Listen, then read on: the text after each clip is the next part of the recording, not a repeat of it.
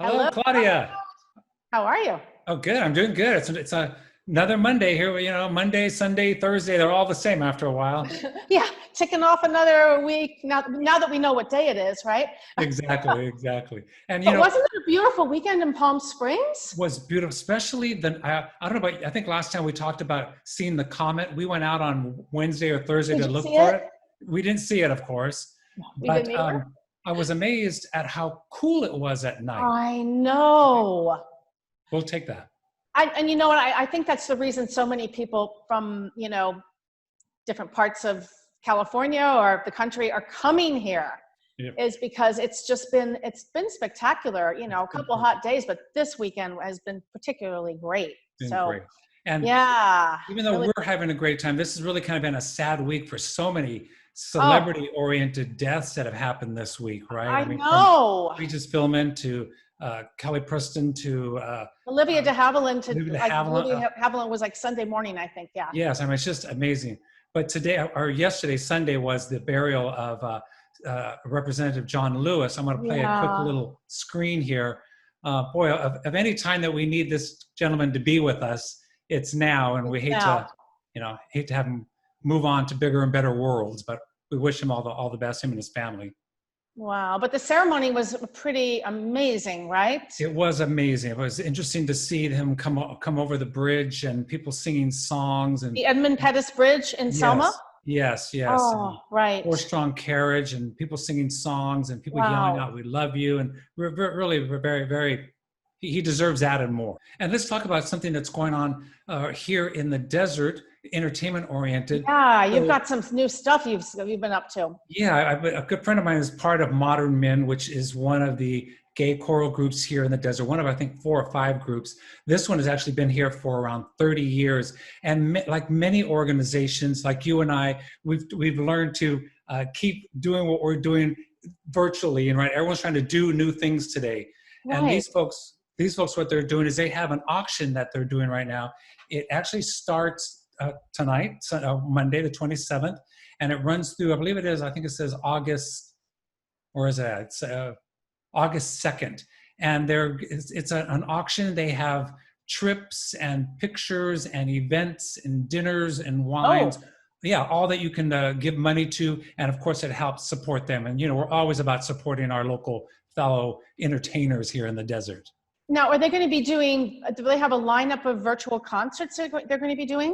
It's my understanding on the site, and we'll be putting the email or the address later on. Yeah. You can go on and see one of their virtual concerts that I think they've done. So they are there also. But right now, they're really focusing on trying to get this auction. I think they want to raise around $20,000, and they have some great prizes. Or great Wow, gifts. that's I guess. great. Yes, That's yes. great. Well, I'm sure there's things like this going on all over the country too for Of course. folks that don't necessarily live here or come here all the time, Right, So exactly. yeah, it's And it's just really great. And speaking about kind of people around the world, here's the one that's really interesting. A good friend of mine, his name is Todd Sherry. He is the second guy in there. He was part of an event this past Saturday called Play Per View. These are productions where they're reading scripts of plays that they've done in the past. This film or this play was called Knife to the Heart. It was actually up on a stage in LA in 2018, and it had some pretty big names associated with it. You can see, let me get out of the way here. Andrea Bowman, she's from Desperate Housewives. Mindy Yeah. Malik, she's from Hot in Cleveland and Frasier. Todd Sherry, a good friend of mine, he just was in a few episodes of The Resident. And then Josh Zuckerman, one of the folks who was on 90120. And these folks were putting this event together for a group called Save the Children COVID Relief Fund. So they're all about giving us entertainment and also giving money to people who need it in this time. So how does one get to view this now? Is it viewing or radio? It's viewing, and there'll be a link on our site here when this gets posted. Oh, okay, great. People can find out about. And so this brings us to what we're going to be showing our guests, our viewers today from our Palm Springs Point of View show, a show that you hosted, an outstanding show. Tell us about that. I'm so excited. Well, House of Cardin is an amazing documentary directed and produced by local friends, local neighbors, P. David Eborsole and Todd Hughes. And Claudia, they are literally neighbors of yours. Right there. Okay. Hold on. Wait, let me see if I can. Can you wave to them? Pierre Cardin is celebrating, not celebrating, I think it's his 98th. I think he's something 98 like that. this year. And the great thing about Todd and David, what they did was they did their U.S. premiere of the film at the Palm Springs International Film Festival. So we were there. That's when I snagged them to catch an interview, and that's when they told us that they were working on different getting it to open in different get it in different countries, right? So it's opening now in Australia, in Adelaide, I think in Australia, and then in New Zealand, in Tokyo. And I believe there are 20, maybe 30 countries where countries have opened up with enough social, physical distancing in a theater to actually show it. Yeah. So that's great. And if people have not seen this show, it's not only, like you said, not only is it informative, but your interview with them, it's very personable, and they're very personable. Oh yeah, they're great. Some of the shots that you show are really good. And I don't think many people know that there is actually a hotel in Palm Springs, right, that's associated with Pierre Cardin that people don't really know, and it's right in the middle of town, and that is the Hyatt. Is that correct? And it used to be Maxim. So it's really fun to listen to the history of that. Yes. Yeah, and I'm going to check 1 minute because I may have gotten a note from David, P. David Eborsole, which is David. Okay, here, let me read this to you. Sure. Here's what David got back to me on. It opened in Australia July 23rd, and New Zealand opens July 30th. US, Canada would be late August. Theatrical, in theaters in Montreal for sure, and in the US, special events and virtual events. Wow. And I would venture to say probably more virtual events. And start streaming on September 15th.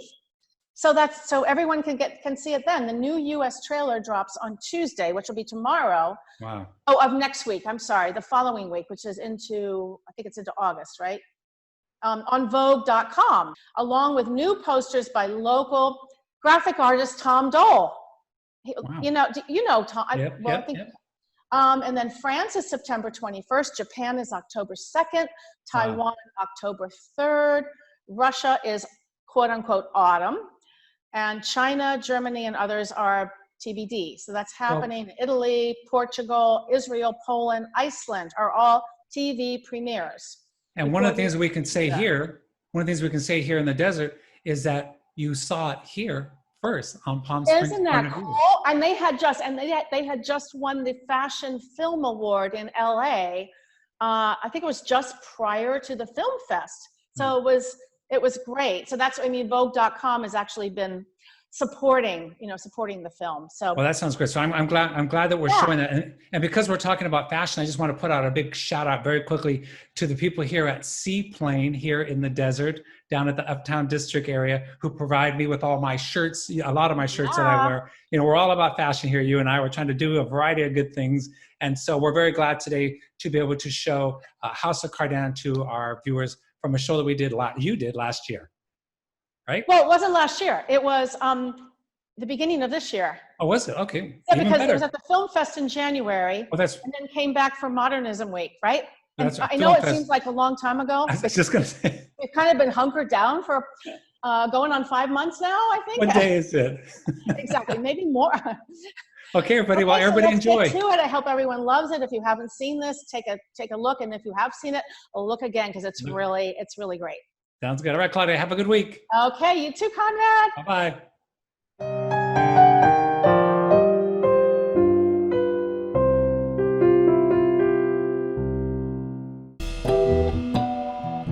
Pierre Cardin is one of the greats.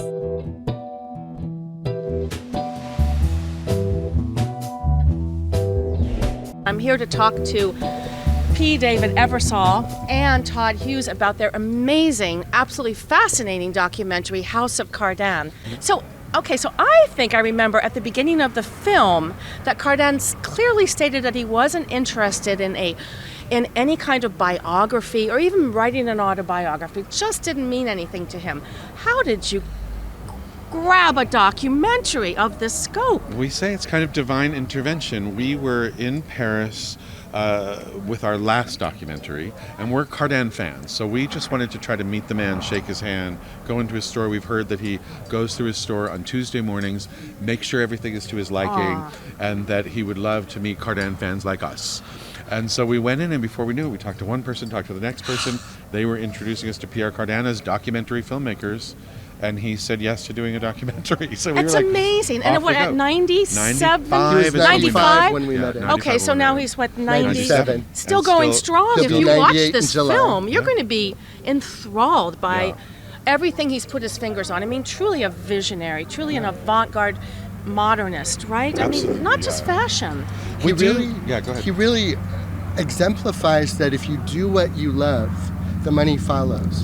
Right? He's never been motivated by money. He's motivated by creation, which is such a refreshing thing now. And you've truly captured that in the film. I mean, everything that he got involved with, he made happen, but he still kept the brand, the whole idea Yeah. of brand, and then going as a businessman, going into licensing. It's been very interesting with this movie because often, you get press, and we're going to get fashion press, or we might get film press. We've been getting business press, so Forbes, Inc., Okay. Financial Times covers us because Hong Kong he Financial. is a remarkable businessman. He's a mogul. Wasn't he the first to actually license his name, like He wasn't the globally? first, but he was the first to see the potential Okay. and the scope of it. Yeah. And he licensed how many products all At over one the world? point, I believe he had 800. 800 licenses, which means many more products than that. Yes. You know what I mean? Like, people say 800 products. We're like, no, 800 license deals. That's a lot of It's products. pretty amazing. Well, and at one point, he actually bought Maxime's in Maxime's, Paris, the which was the restaurant. hub of all of the creativity of everything from the Belle Epoque on, and music, theater. He bought that restaurant thinkers. in 1981 when it was falling on hard times. Interesting. And he bought it, and then using his business acumen, developed it into an international brand and opened up restaurants all over the world. Yeah. And in opened up- Palm Springs? He ventured into hotels, his first and only Maxime's de Paris suite hotel, right? You can almost see it from here. Isn't that on incredible? Canyon Boulevard, 1986. Yeah. And you always talked about the full circle. He always talked about the full circle. This is part of it. We're all coming back to Palm Springs. Yeah.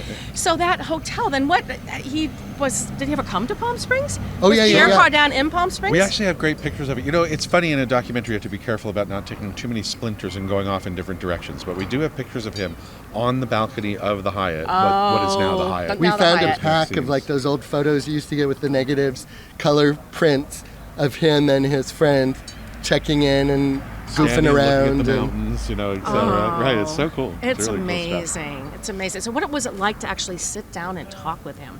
It's interesting, I guess, because at this point we've done, and now it's our 5th documentary. So we've talked to a lot of icons in our lives. We don't really quite get starstruck or weak need by it. But when you spend time with people like this, I mean, he is just human, but extraordinarily so. And so you get insight into life, you learn about things about yourself, you find out things, that you never would have thought were Yeah. imaginable. I mean, and it's we've an developed honor. a real It's privilege. affection with him. Yeah. So it's so nice with everyone in the House of Cardin when we see each other. It's just, we're just like, we can't speak to each other because we don't speak French, they don't speak English, Right. but we're like, we love you. Oh, were they throwing the clothes on you? Not We're yet. still working on that. You're still working working. on that But and angle. speaking of working, how long did this film take to produce? 2 years to the day from when we met Mr. Cardin. And Okay. the reason we know that is that the whole goal of meeting him in the first place was to get a picture for Facebook with our friends and be able to say, like, we're so cool, we're standing here with Yeah. Mr. Cardin. And that picture popped up as a 2-year memory on Facebook the day we were premiering at the Venice Film Festival. Oh, wow. So the exact day, so 2 years to the day. Wow. Amazing. Which is a record for most documentaries. Yeah. For us, it's, Yeah, they go on. And were you saying you were like living in Paris for a while, just Oh, following him practically. around? yeah. We Practically. spent, last year we were really editing, but the year before we spent about half the year in Paris. We're very lucky to have found a friend with a beautiful apartment who let us use it. And the more time we spent with Pierre, the more he got to know us, the more the cameras disappeared and he became himself. And we got a really special. Wow, that's amazing. Then with offsetting that with all the archival footage that you acquired, that was unbelievable. Yeah, it and was then a you're- deep dive into it. Wow. And then interviewing certain like Guo Pei in China. I mean, because China's a huge You know, market. it's an amazing thing when you do a documentary on somebody of the level of Pierre Cardin and it's authorized, which is that you call people up like Wope and they say, absolutely, I'd love to be in the Pierre Cardin so documentary. that's how it works. Or, Dionne Warwick or Dionne Warwick Stone, was front and Jean-Paul center. Gaultier, was. And they say, yes, I want to be in that. Yeah. as I opposed to sent chasing them down. So. on Facebook. I found the Jean-Michel Jarre fan page and sent an email saying we're in Paris one more day, because we had just found out that he was married to Charlotte Rampling, and they were good friends of Pierre. Pierre was a sponsor of his in the early days, and he used Oxygene, remember that album by him? Yes. For all his fashion shows. It's his And favorite so music. that morning, we're in Paris one day too, come on over. And he gave us that beautiful interview where he really told us about how he's a patron of the arts and has sponsored so many artists with his great wealth. He doesn't keep it for himself. He sponsors, commissions operas, commissions plays. I mean, he had his own theater for a number of years. It's a Spas, which 52 years. which really was cutting edge. A lot of avant-garde theater, from what I saw, was going on, and that's why he set design and he knew Alice Cooper. Costumes and in 1972 he knew this guy was doing experimental musical theater, and it was Alice Cooper doing his shock rock show, and he brought it to Paris and it created a riot. Oh yeah, that was that you've got to catch that. You definitely have to catch that in the documentary. We love that it moment was when amazing. people go like, what is Alice Cooper doing in a Pierre And Cardin documentary? I know, and and he's he's- so great. He's such a nice man, Alice Cooper. I've heard that Yeah. too. And I love when we Lovely asked guy. Pierre, like, did you like the Alice Cooper show? And he said, parts of it. Yeah, yeah. As Alice is sitting on this like really mod red. Well, he's being Cardin. electrocuted on stage. Well, Right. also bringing it back to the future here.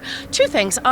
Your home is filled with so many artifacts, so many pieces of furniture and collectibles from Pierre Cardin, and I hear you're going to actually do a pop-up at some point with your home will be on. Modernism Week is doing a signature tour of our house. Okay. And that's on February 16th.